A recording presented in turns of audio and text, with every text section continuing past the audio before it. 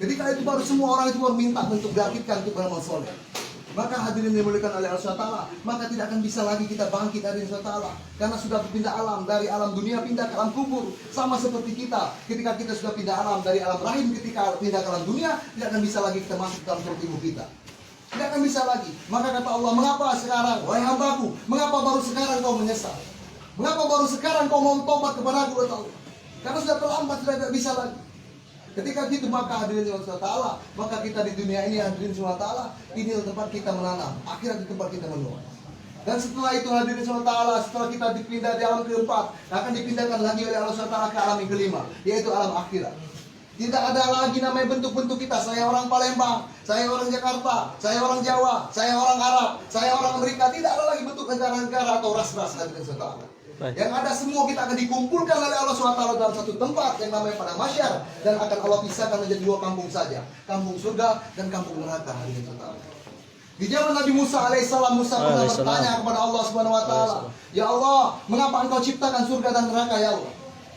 Maka kata Allah, "Wahai Musa, jika kau ingin tahu, kau cari satu ladang, kau tepar daripada bibit-bibit gandum." Maka Nabi Musa mencari ladang dan diteparilah bibit-bibit gandum. Setelah masa 4 bulan, maka atas izin Allah, gandum tadi ditumbuhkan oleh Allah SWT. Dan diperintahkan oleh Allah, "Wahai Musa, sekarang kau panen gandum itu." Maka Nabi Musa panen gandum itu seperti yang bagaimana seharusnya. Yang bagus-bagus diambil oleh Nabi Musa, diambil yang bagus-bagus dimasukkan ke dalam karungnya. Sementara yang jelek-jelek, yang ampas-ampas Nabi Musa bakar. Maka saat itu Allah bertanya, "Wahai Musa, mengapa hanya sedikit yang kau masukkan dalam karungmu, ya wahai Musa? Mengapa yang jelek-jelek yang ampas-ampas itu kau bakar, wahai Musa?" Maka kata Nabi Musa, "Ya Allah, hanya yang bermanfaat, yang bagus-bagus ini yang bermanfaat. Jadi aku masukkan ke dalam karungku agar aku bawa pulang. Sementara yang ampas-ampas, yang jelek-jelek ini tidak ada gunanya, jadi aku bakar saja." Maka kata Allah, "Wahai Musa, sekarang kau sudah tahu mengapa aku ciptakan surga dan neraka. Yang kau berguna saja bagi Allah akan Allah masukkan di surga. Sementara yang tidak berguna bagi Allah SWT akan dibakar oleh Allah SWT. Yang tidak mau beribadah akan dibakar oleh Allah SWT. Tidak mau pernah sujud kepada Allah akan dibakar oleh Allah. Yang merasa dirinya hebat akan dibakar oleh Allah SWT. Maka yang bagus-bagus saja hadirin, akan dunia ini tempat kita menanam, akhirat tempat kita menuai. Maka kembali lagi kita kepada Allah SWT. Rasulullah SAW pun rindu kepada kita hadirin SWT. Rasulullah SAW itu berjuang untuk kita, bukan untuk beliau. Rasulullah hijrah daripada Mekah pindah ke Madinah untuk menyamakan Islam, untuk menyamakan agama supaya sampai pada diri kita. Maka setelah sampai pada diri kita, maka kita lalaikan, kita campakan. Seolah-olah kita ikut melempar kotoran di muka Rasulullah SAW. Karena mengapa? Kita bangga mengikuti orang-orang kafir hadirin SAW. Saya ini hadirin mengikuti orang kafir, saya hancur badannya. Saya rusak-rusak diri saya susah-susahkan diri saya. Cucuk-cucukkan tinta, ditusuk-tusukkan tinta. Telinga dibesar-besarkan, meniru-niru orang kafir hadirin Allah. Tinggalkan sunnah Rasulullah SAW. Padahal Rasulullah SAW hadirin ketika itu Rasulullah sampai akhir hayatnya pun Rasulullah masih merisaukan kita. Dan diperingat Rasulullah bukan anaknya Fatimah, bukan istrinya Aisyah, bukan cucunya Hasanuddin, tapi kata Rasulullah di hembusan napas terakhirnya Rasulullah, umatku, kata Rasulullah SAW. Kita disebut oleh Rasulullah SAW. Namun pertanyaannya hari ini, apa yang kita berikan untuk Rasulullah SAW? Kita merasa diri kita hebat hadirin. Kita merasa diri kita kuat. Padahal hadirin Allah, kita tidak ada apa-apanya apabila kita dihadapkan oleh Allah Subhanahu wa taala.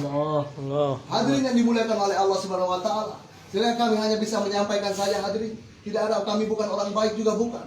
Kami juga orang buruk, tapi yang berusaha memperbaiki keburukan ini, memperbaiki diri dan belajar untuk menyampaikan para kebaikan-kebaikan. Karena hakikatnya kita ini saudara hadirin. Jika kita ingin menceritakan tentang kenakalan-kenakalan kita, maka tidak bisa kita menyaingi para sahabat radhiyallahu anhu. Sayyidina Umar radhiyallahu anhu, siapa tidak tahu tentang kenakalannya? Kita nakal-nakal kita hadirin tidak pernah untuk berniat untuk membunuh Pak Kiai. Tidak pernah. Walaupun ada yang membunuh Pak Kiai, kita pernah membunuh Pak Kiai, Kiai itu mati. Masih banyak kiai-kiai lain yang akan meneruskan perjuangan dakwah. Masih banyak kiai-kiai lain yang akan mengajarkan ilmu-ilmu agama. Tapi Sayyidina Umar bin Khattab radhiyallahu anhu ingin membunuh Rasulullah SAW. Yang mana tidak ada lagi nabi setelah Rasulullah. Satu-satunya nabi tinggal ingin dibunuh oleh Sayyidina Umar. Tapi masalah kenakalan kita tidak bisa menyaingi Sayyidina Umar. Tapi kenapa ketika itu Sayyidina Umar setelah ingin membunuh Rasulullah SAW. Ketika Umar masuk Islam, ketika Umar telah taubat, ketika Umar telah hijrah, maka dia menjadi pemimpin ketika itu di zaman menjadi amirul pemimpin. Bahkan kata Rasulullah SAW, jika memang ada nabi setelah aku, maka Umar orangnya. Karena mengapa? Karena Umar sungguh-sungguh dalam taubatnya, Umar sungguh-sungguh dalam perjuangan agamanya, Umar sungguh-sungguh dalam hijrahnya. Maka hadirin yang dimuliakan oleh Allah Subhanahu wa taala, maka kita ini harus hijrah, memperbaiki diri kita di depan Allah Subhanahu wa taala. Jangan pedulikan omongan-omongan manusia, karena hakikatnya derajat tingkat kemuliaan kita hanya dalam takwa. Maka Allah katakan, inna akramakum indallahi atqakum. Sesungguhnya orang yang paling mulia di antara kalian adalah orang yang paling bertakwa. Walaupun kita narapidana, dibanding dengan polisi, dibanding dengan petugas lapas, dibanding dengan jaksa, dibanding dengan hakim, dibanding dengan presiden, jika mereka tidak bertakwa, kita bertakwa, maka kita lebih mulia daripada mereka. Allahu Akbar. Hadirin subhanahu wa ta'ala, jangan pernah putus asa dari rahmat Allah. La taqnatu min rahmatillah. Jangan pernah putus asa dari rahmat Allah. Minta kita kepada Allah Subhanahu wa taala, karena segala sesuatu itu ditetapkan oleh Allah Subhanahu wa taala.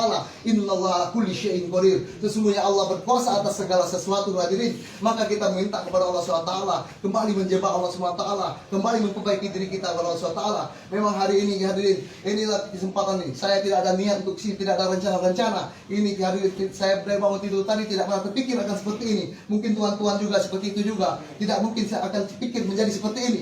Inilah namanya takdir daripada Allah Subhanahu wa taala. Kita dijumpakan ini karena mutlak daripada kasih sayang Allah Subhanahu wa taala, takdir daripada Allah Subhanahu wa taala. Tidak pernah kita rencanakan, tidak pernah kita pikir-pikirkan, tapi terjadi. Inilah takdir oleh Allah Subhanahu wa taala. Walaupun kita ini orang-orang biasa, walaupun kita ini orang-orang ahli maksiat, walaupun kita ini pendosa-pendosa, dengan kita berkumpul, kita memuji-muji Allah, kita membicarakan tentang agama, maka kita dipandang oleh Allah dan pandangan rahmatnya. Maka insya Allah hadirin, selepas ini selesai kita masa tahanan, berdoa pada Allah agar di masa tahanan kita dimudahkan oleh Allah Subhanahu wa taala. Amin ya Allah. Kita keluar, maka kita kembali hijrah, kembali mentaati Allah Subhanahu wa taala, mengikuti sunnah Rasulullah SAW. Insya Allah semua bersedia, insya Allah. Insya Allah. Kebenaran hanya datang daripada Allah SWT. Kesalahan dan kebodohan karena saya sendiri, karena saya masih belajar dalam tahap menyampaikan. Rasulullah SAW bersabda, "Kullu bani Adam khata' wal khairu khata'inat tawwabun." Setiap anak cucu Adam itu pasti bersalah, dan yang sebaik-baik bersalah dia yang berani bertobat kepada Allah. Subhanallah bihamdi, subhanallah wa bihamdika, asyhadu an la ilaha illa anta, astaghfiruka wa atubu ilaik. Assalamualaikum warahmatullahi wabarakatuh.